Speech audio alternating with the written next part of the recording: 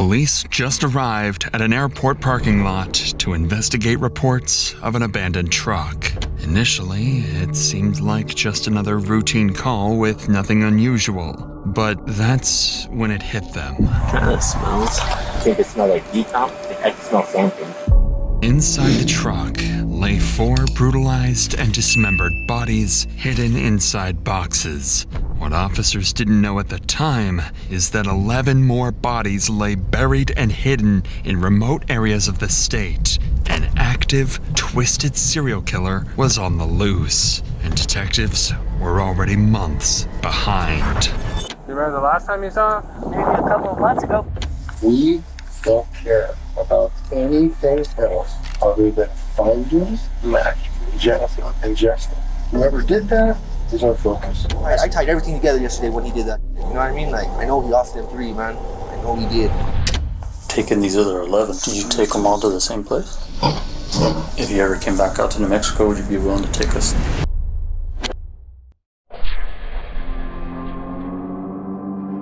It started on a Sunday afternoon when police in Grants, New Mexico received a mysterious call. A landlord had just discovered something he described as disturbing while cleaning out an evicted tenant's home. Officers immediately headed to the address to investigate. So this guy hasn't paid us since July, but with COVID going on, we couldn't evict him, so we've had nothing but problems with him. Anyways, we finally got him to move out, so I seen him today. We haven't come by, we haven't messed with him. We're afraid to kick his ass, you know. When I came by, he says, "I'm gonna leave you a pile to throw." Well, we didn't know which pile, so we started to load it up. While we were moving some things, and we found this puppy in this box underneath some of the kid stuff, you know. Okay. So we go to put the puppy in the bag because we were going to bury it, and then we see that they had tied a cord on its neck. Okay. Well, we've had, like I said, nothing but problems with these guys, so I at least want to put a report on file. I know we won't be able to say who did it and when, but that needs to be associated with him, you know, because we're going to take him to court for a lot of other things, and if I can just have that on file, it'll help. Okay. It was clear the puppy had suffered a horrific death. Animal control arrived shortly afterwards and confirmed it had been deliberately tortured, noting a cord tied tightly around its neck. The cruelty of the scene was deeply unsettling, and the officer immediately recognized they were dealing with someone truly twisted. Yeah, that was just straight up. Absolutely. That's just sad. That right there just really got to me because it's like, that's not cool at all. Right? No. Absolutely. Cruel, awful people.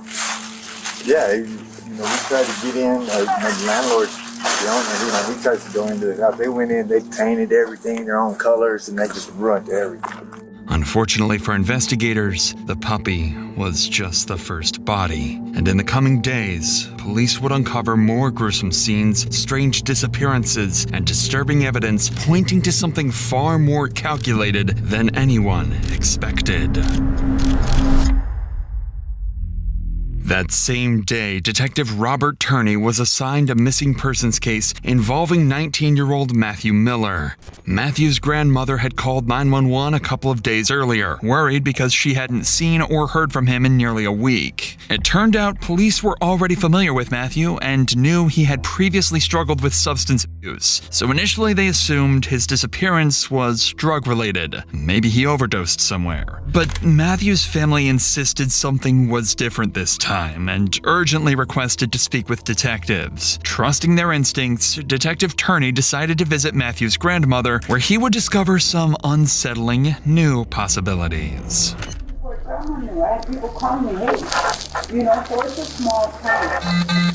So you guys can help me out by just calling around to hospitals, clinics, rehabilitation places, other county jails, and just see if he's there. So prepare for the worst and hope for the best.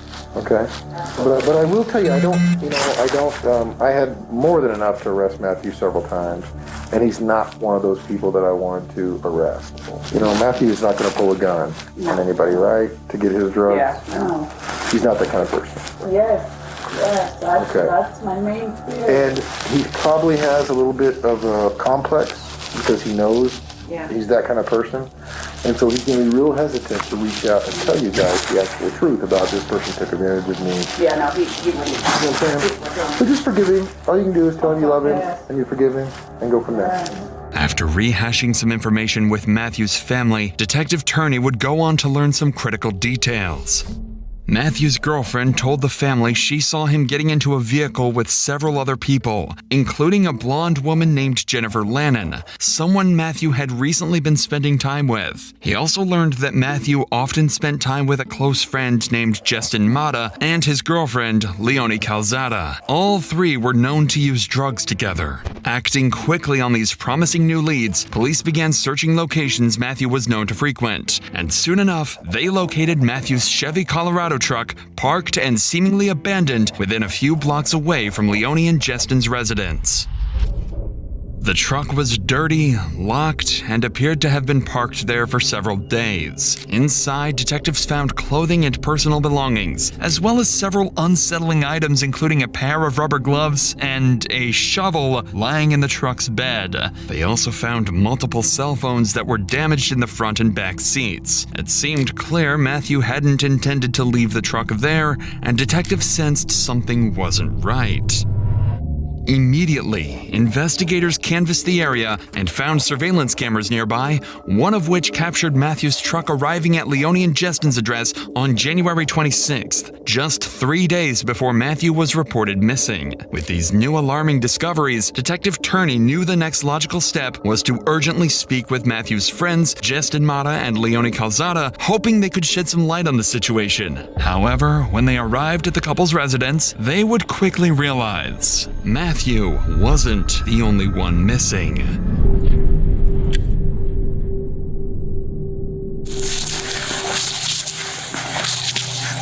No, just you? You sure? Okay, you okay if I come in? Hey, guy. Hey, My name's Robert. he's gone. He's gone. He gone? Yeah. Hey, buddy. Okay.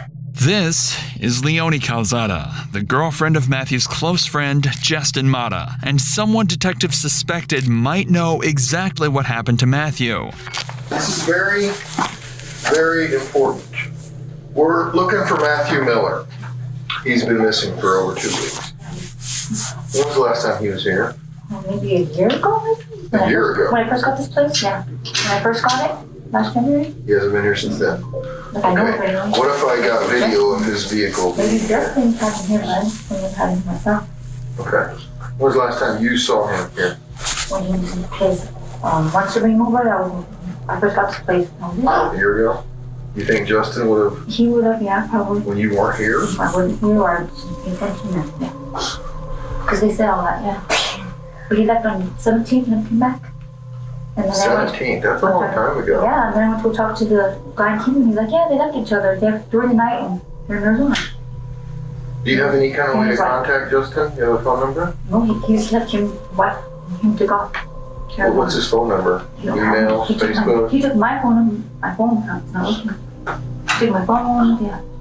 Took a wife, When's the last time you had any kind of communication with That's Justin? when he said, I'm gonna go by Coke. So I'm gonna go by Coke. And then come back. What I would like to do, all right, is look around your house for any kind of evidence of Matthew Miller or any kind of foul play. I'm not looking for anything other than that.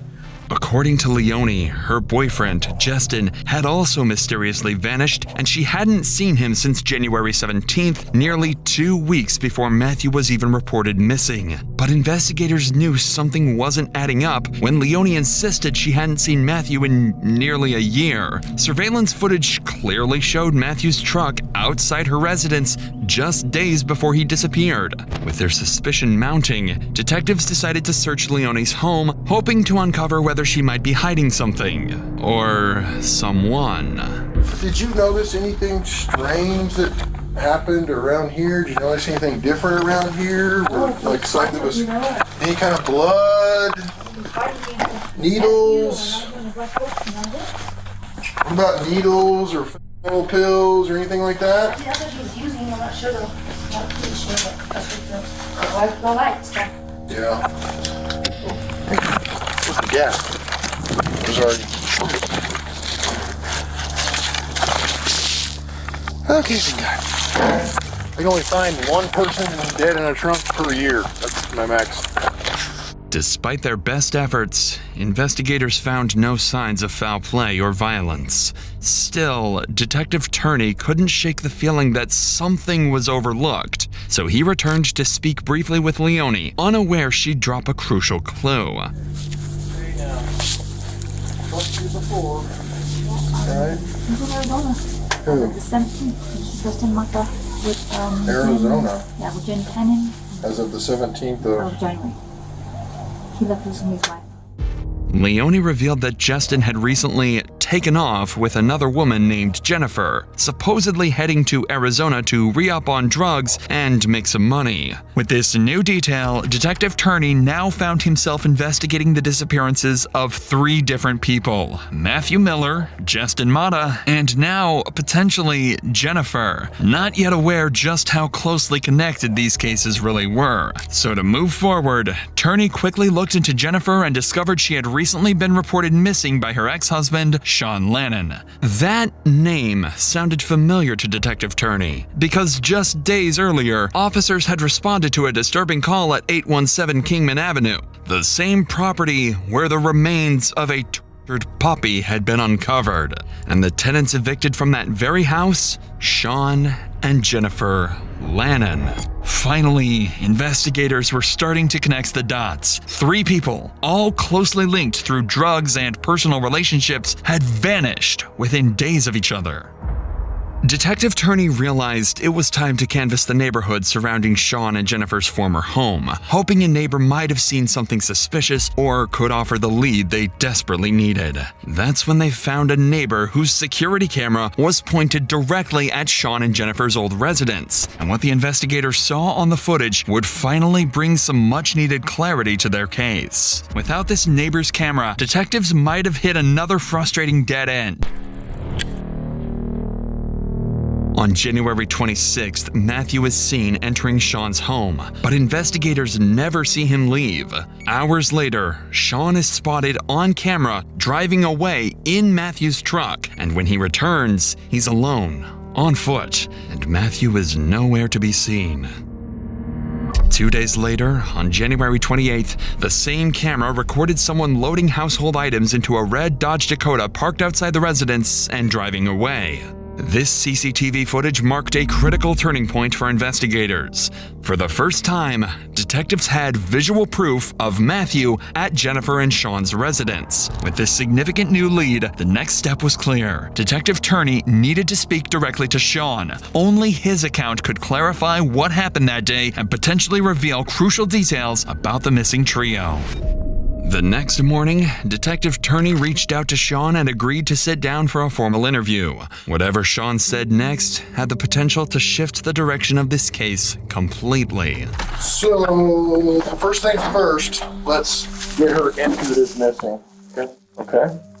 Have you ever seen Matthew Miller? You know who I'm talking about? Was he over at your house? Yeah, it's been for weeks. And I've been up here. It's definitely been about weeks. Before the 3rd, was his truck ever parked at your house? For more than like a day, overnight? I'm not sure. Have you ever driven his truck? You've driven his truck? When was the last time you drove his truck? A couple weeks ago. A couple of weeks ago? So, again, when did you find out that they split? They took off to Arizona, ran away together, whatever. It was 7 weeks ago. Came back every week. Come back. Did you have anything to do with Jennifer's disappearance, Matthew's disappearance? I don't think they felt Do you think something bad happened to Matthew and Jennifer? I know Jennifer's drug of choice used to be when she came back with more Oh, Bill's I could imagine anybody would have. She let those. Man, I just got a really, really bad feeling about all this. You don't. I do. You don't seem. I've been living in this circle for a minute. Has she ever done this before? Yeah. During the interview, Detective Turney notices something strange. Sean remains unnervingly calm, especially considering his ex-wife and the mother of his 3 young children has just vanished. Turney begins to question whether Sean is simply a bystander caught up in a tragic situation or if he knows more than he's letting on. The next day, Detective Turney would get his answer, as police received an unexpected call from a man named Josh Hall. Josh was an acquaintance of Matthew Miller and claimed he'd recently witnessed something that deeply concerned him, directly related to the strange disappearances. Investigators quickly arranged for a meeting with Josh, hoping his account would finally provide the breakthrough they were looking for. Hey man, what's going on with Matthew, man? That's my chick's cousin. Check this out, man. Check this out. That's all me. Check this out, man. Yesterday, alright, was at Kelly's. Right, Sean told me to go talk to you. And I guess he had to go talk to you or something. Talk to cops. He goes in Kelly's in the garage, stashes the bag in the ceiling. Gun, jacked his wife's IDs, some clothes, some other shit. Everything, just stashes it there since he had to go talk to the cops. I was there. I was there. Sean killed all 3 of them motherfuckers, man. I'm telling you, he murked all 3 of them people, man. He's putting it off on Martha that he ran off and everything. Why in the I don't know, man. Kelly's like my sister. I know all this, you know. I killed all 3. I know he did, man. I know he did. He did, man. I'm telling you. Come on, they find the truck right by his house. You know what I'm saying? And he was throwing a trip over his, you know what I mean? Like, Martha was shooting his chick. Martha was there. How does he by himself get rid of the bodies? He's a smart man. He's kid. Come on, look how long they've been missing for. He just barely reported his wife missing. His wife's been missing since like the 23rd. Since last month, you know what I mean? She's been missing the same time Matt's been missing. And after he left and everything, went to go talk to you, Kelly went in there and opened that and everything. Was strapped, her IDs, some other personal stuff of hers, some clothes, and What did she do with it? she wigged out. I had her with me the whole time. She was stripping. Oh. And then Danny Limos took off with it. He was there too when it Danny happened? Limos took the gun. Took the strap. What vehicle was Danny walking. walking? Yeah, he was walking. I'm telling you, man, like, he tripped me out yesterday. That's how I tied everything together yesterday when he did that. You know what I mean? Like, I know he lost them 3, man. I know he did. Josh claims that Sean arrived at the residence of a woman named Kelly DeSoto, carrying a bag he carefully hid in the ceiling of her home before leaving to speak with detectives at the police station. After Sean left, Kelly discovered the hidden bag, removed a gun from inside, and handed it off to a man named Danny Lemos, locally known as Dog, who quickly took the weapon and left on foot. When Sean returned and realized the bag was missing, he became visibly agitated, smashing his phone on the ground before storming out. These troubling claims raised immediate suspicion around everyone involved, including 2 new persons of interest, Kelly DeSoto and Daniel Lemos, both closely associated with Sean and Jennifer based on Josh's statement. Danny Lemos was nowhere to be found at the time, so Detective Turney knew he urgently needed to verify Josh's account by speaking directly with Kelly, and more importantly, find out if she was hiding anything that could help connect the dots in this increasingly tangled case.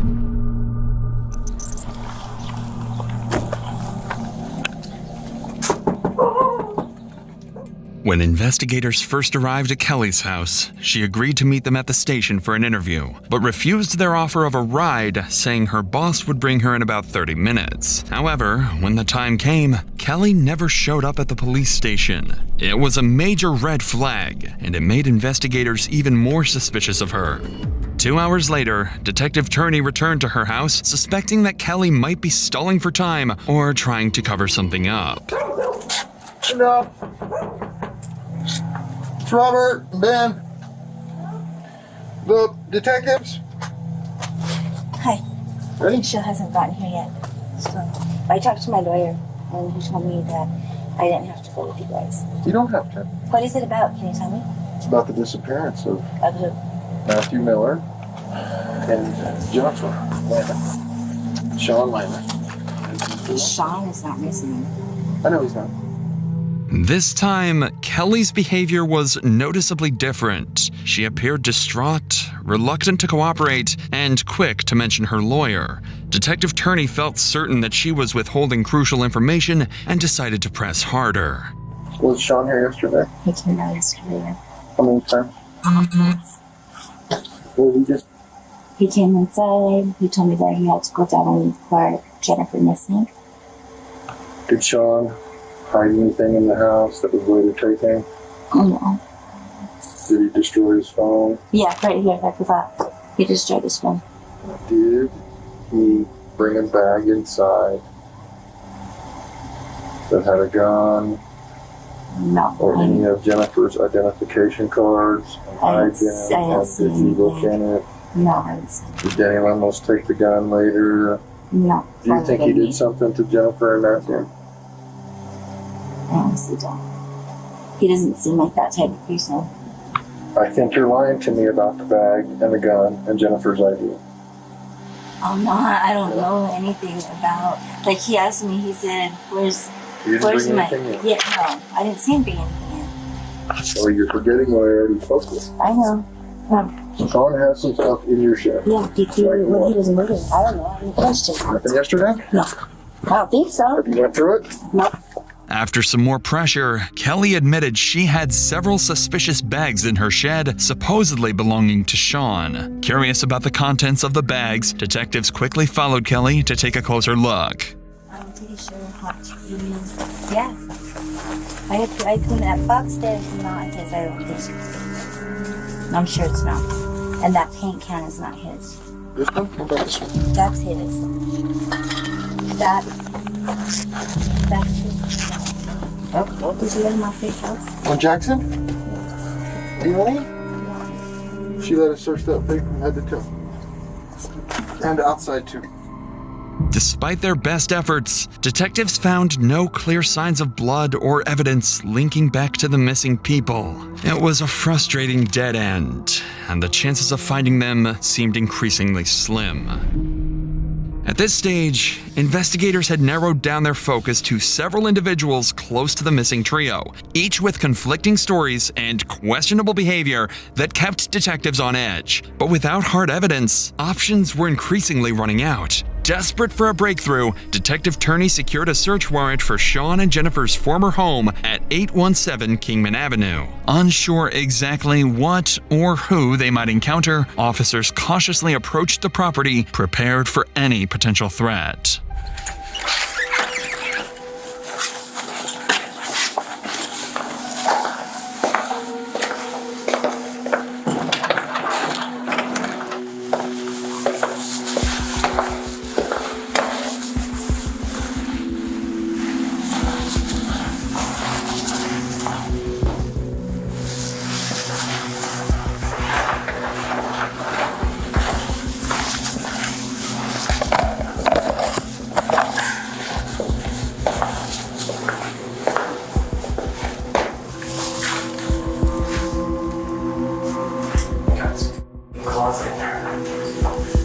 Yet again, investigators were too late. The house had already undergone extensive renovations, carpets removed, drywall stripped, any potential evidence completely erased. Unbeknownst to investigators at the time, the critical evidence they desperately needed was sitting in an abandoned truck, miles away, just waiting to be discovered.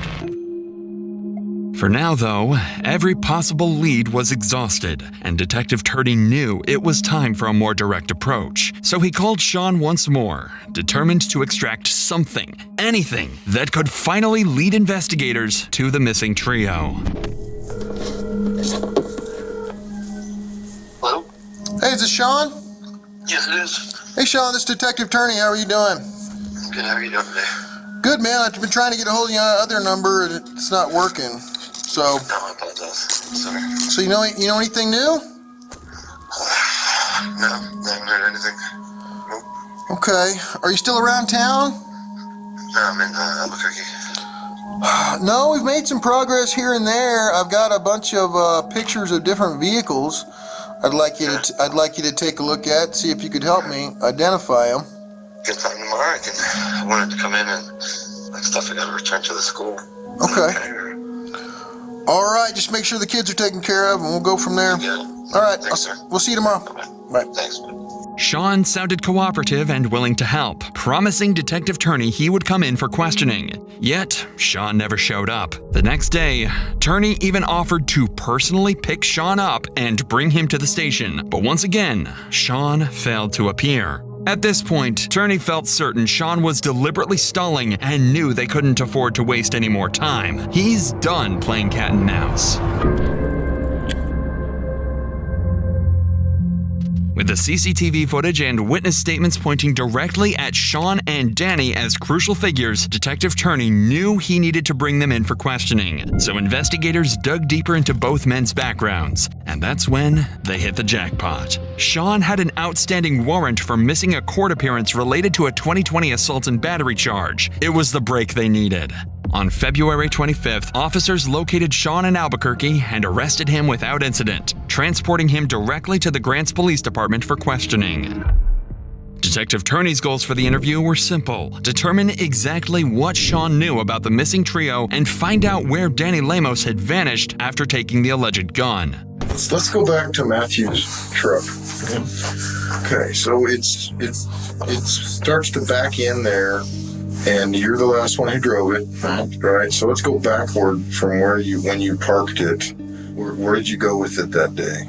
Do you remember specifically? The only places I ever traveled was one time to McDonald's. I thought that was the last day we ever used it. And I got Smith's, we got water, food, Walmart, that's it. Is there a tracker on the truck? My phone was always on, like, pull the line on. I'm not going in the mountains. I have children. I don't have any bodies. Like, I was a medic in the Army. Like, I have 3 kids. I don't think you're capable of doing something like this. I think you're very capable of defending yourself, though. An accident happens. If it was an accident, I would be like, that's self-defense, because self-defense is feasible, but literally, no. The biggest fear in my house, why the pistol stayed in the house, was Tato, like dog. Like, yeah. That guy scares me. I'm not gonna lie about it. Yeah. So. Who told you to park it there? Justin? Justin was there at the house, talking with, like, they're all chewing on the soup. Who's all there? Jennifer, Justin, and Matthew. And he gets a boatload of pills from him. And they're like, we're going to go score.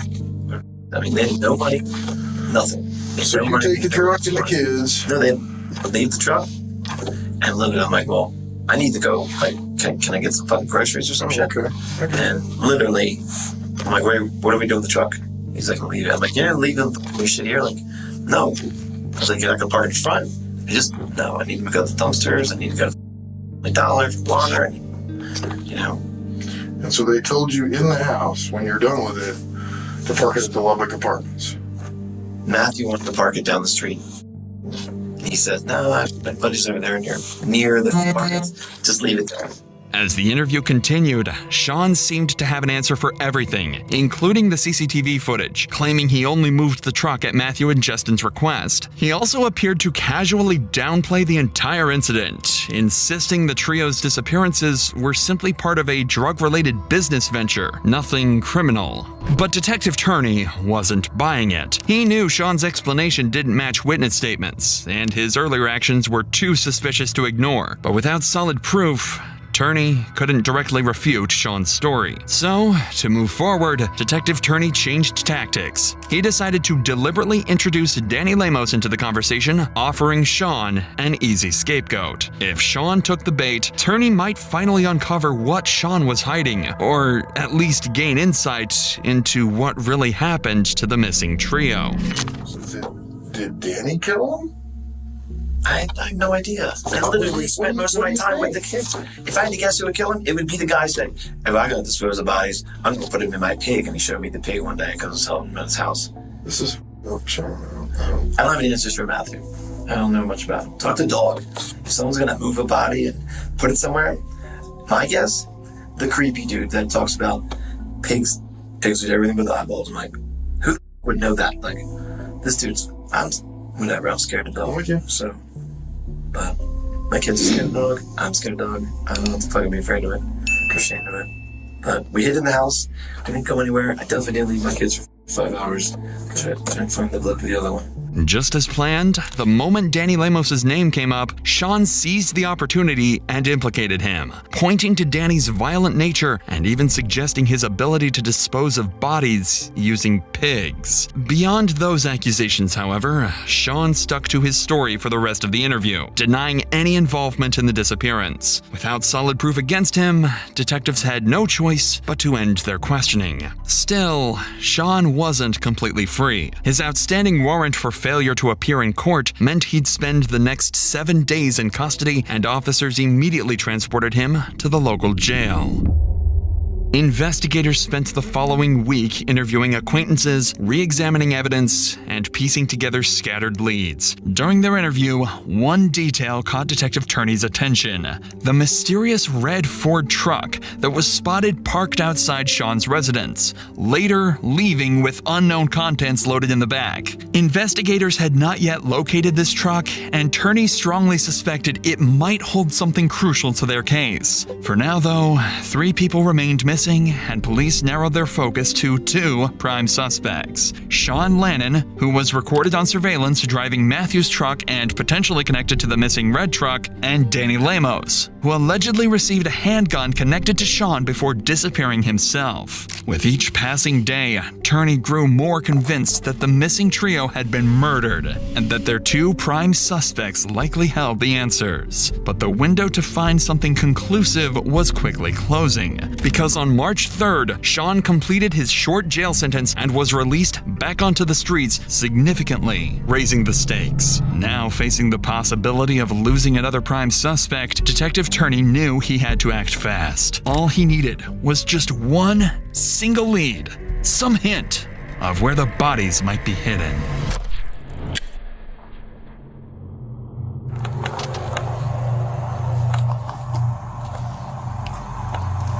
On March 5th, officers received a call from the security at Albuquerque's Sunport Airport about an abandoned red Ford Ranger, eerily similar to the one from surveillance footage gathered during the investigation. What officers found inside would confirm the gruesome truth they'd been searching for.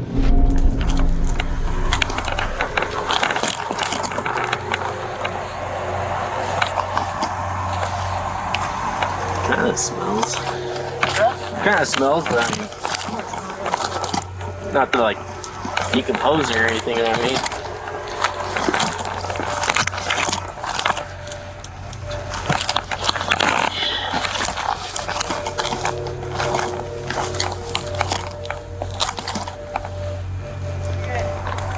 I got you guys out here, huh? Yeah. We called it in by 1:30, but they said they didn't want to send anybody out here. There's a pretty foul smell coming from the vehicle. Yeah. Every so often. I don't know if you noticed. Yeah, I can't really tell what it was. It didn't really sound like, I couldn't really think it smelled like decomp body or something like that, but I don't know.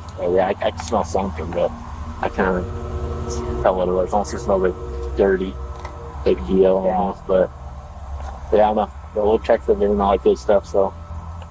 In the back of the truck were several sealed storage bins, emitting an unmistakable smell of decay. And inside were the dismembered bodies of Jennifer Lannon, Matthew Miller, and Justin Mata. Jennifer had been shot at close range in the head. Justin had also suffered a gunshot wound to the head, along with severe blunt force injuries. And Matthew's body showed clear signs of massive head trauma, evidence he'd also been beaten to death.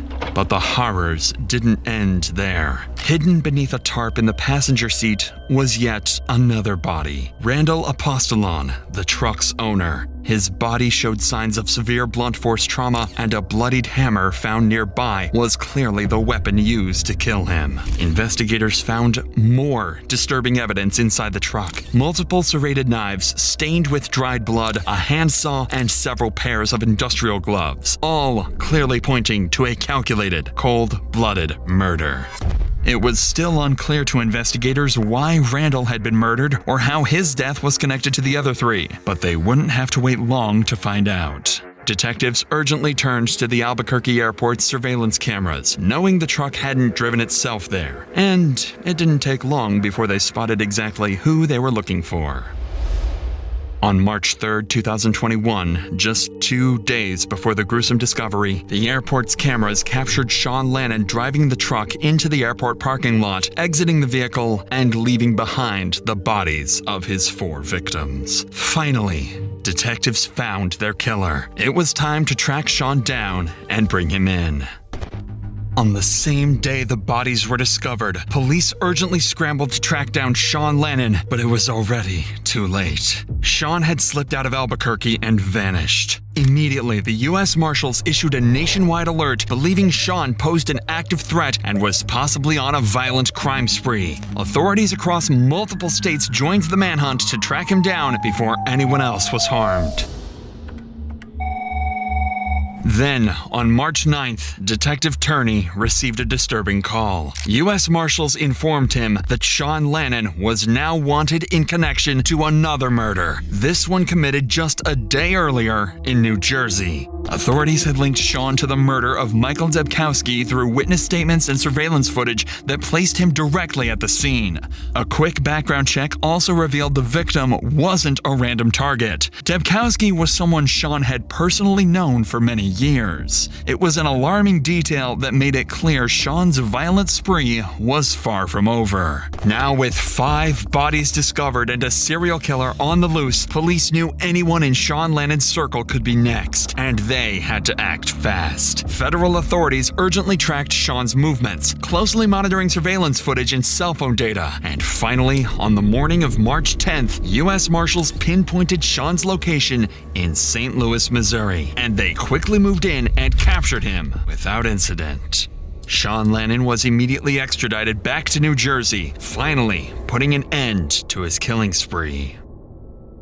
By now, the evidence against Sean Lannon was overwhelming. Investigators had more than enough to charge him, but there were still critical questions that only Sean could answer. They still needed to understand exactly why he committed these horrific murders and determine whether he acted alone or if others helped him carry out and conceal evidence. When Detective Turney sat down face to face with Sean, he expected more lies and deception, but surprisingly, Sean didn't resist or deny anything. Instead, he resigned to his fate, openly admitting he was tired of running and knew his capture was inevitable. In his own words, he simply wanted it to be over. So, with nothing left to hide, Sean would give detectives exactly what they hoped for: a chilling, detailed account of the murders and the twisted reasons behind each one. Jen was already out with her. Wasn't enough to take her life. So she wanted me to make sure she went too, for sure. Because I realized she was breathing. She wasn't gonna OD. I went in the other room, psyched myself up, repeating that kind of emotionally charged statement of, "You killed the Garrison baby." So I had nothing whatever to do it. I put the pistol on her head, and I pulled the trigger. Threw it on him. A couple seconds later, I was positioned on the bed too. I put that pistol in my mouth. I handle up. Just slipped past my teeth. My son cried out. I was like, what the f do I do now? Pull the trigger, kid's gonna see both of our hands went off. I rolled off so the rounds out of the gun, put it in the dresser. Closed the bedroom door, got the kids normal, set them up to be in the other room. We didn't have a vehicle. My John's boyfriend drove in the truck on the car ride. So I pretty much lived here until we could be out. To a storage bin. a long one. The sheets that were around here, the bedding was in the bag, in the box too. A day later, I tried to dismember her to put her in containers. It didn't work. It was awful and traumatic. Just thinking about it, it still haunts me. I knew I was living on borrowed time at that point, so I needed to get my kids somewhere safe to cope. So I continued with packing everything up, all the while still mating just a month. He's responsible for the drugging and doing that to my kids. It took like a week. I came to the house. So I was in the laundry room, connected to the garage. That's where I killed him.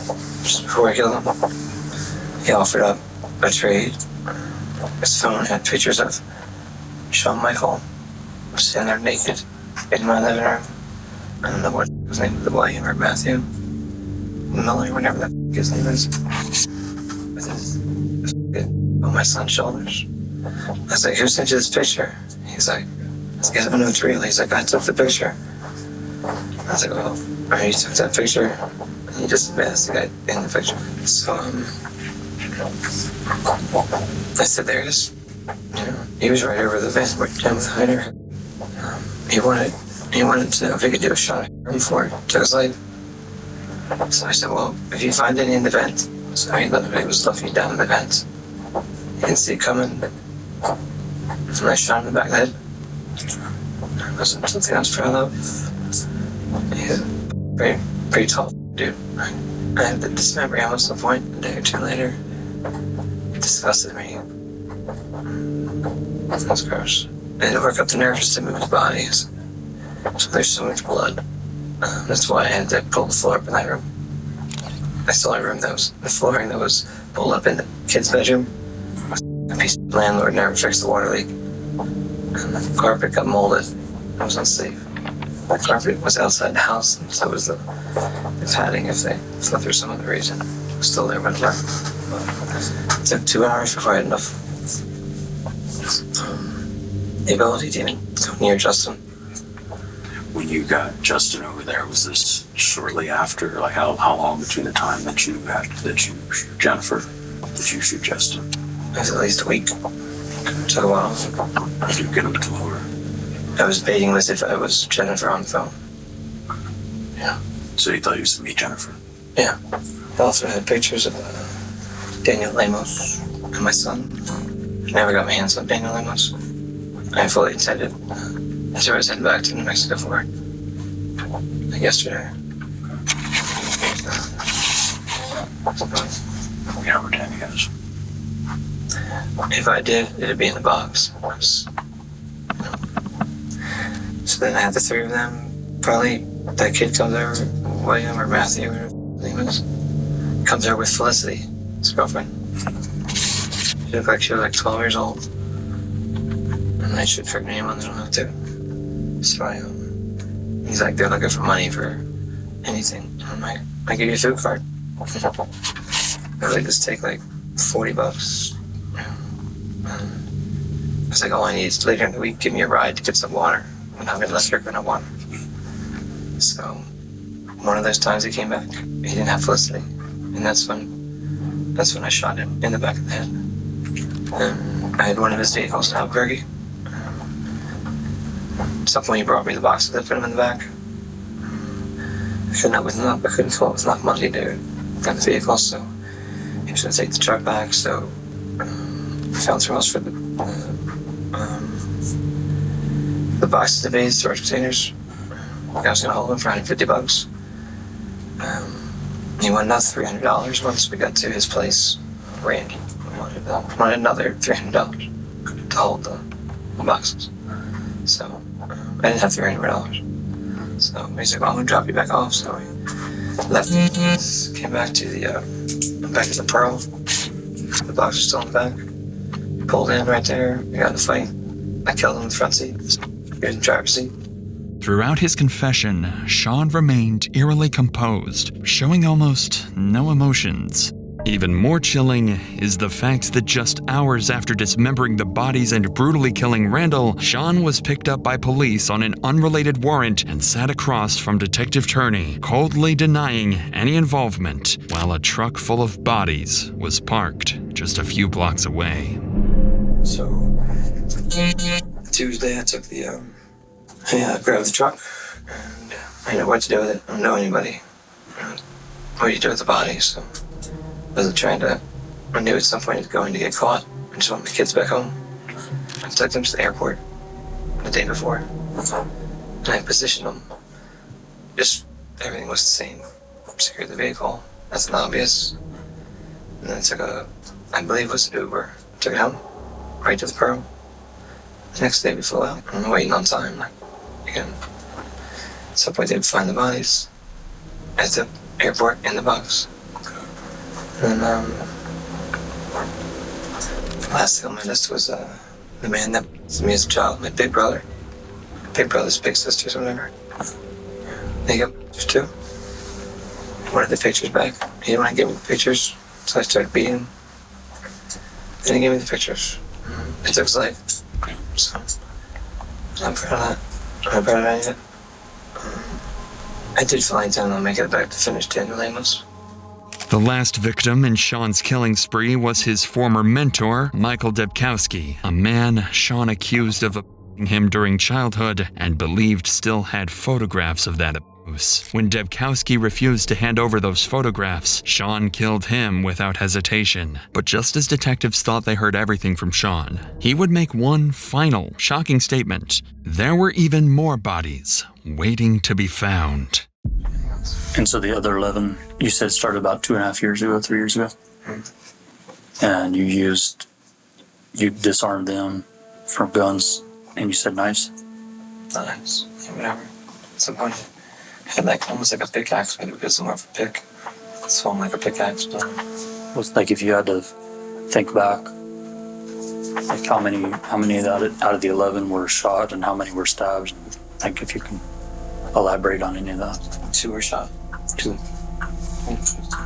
And then how many were stabbed? Pretty much the rest of them went that way. The rest of them. So 9.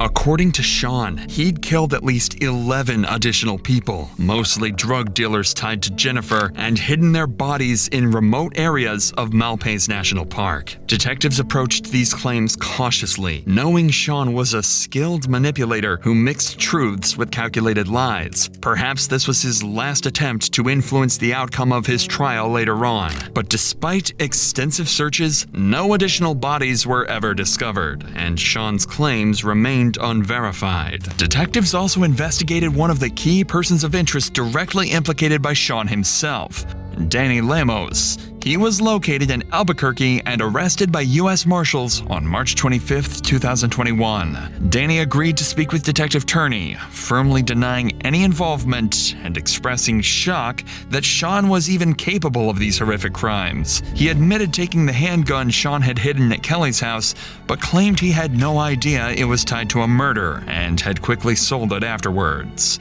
After exhaustive interviews and reviewing all available evidence, detectives eventually cleared Danny, along with all other potential suspects, ultimately concluding Sean acted entirely alone. In October 2022, Sean pleaded guilty to the first-degree murder of Michael Debkowski in New Jersey. He was sentenced to 35 years in prison, and in May 2024, he pleaded guilty to killing Jennifer Lannon, Justin Mata, Matthew Miller, and Randall Apostolone, receiving 4 consecutive 15-year sentences. As part of his plea agreement, Sean will serve his sentence in New Jersey first, then return to New Mexico to serve an additional 60 years behind bars.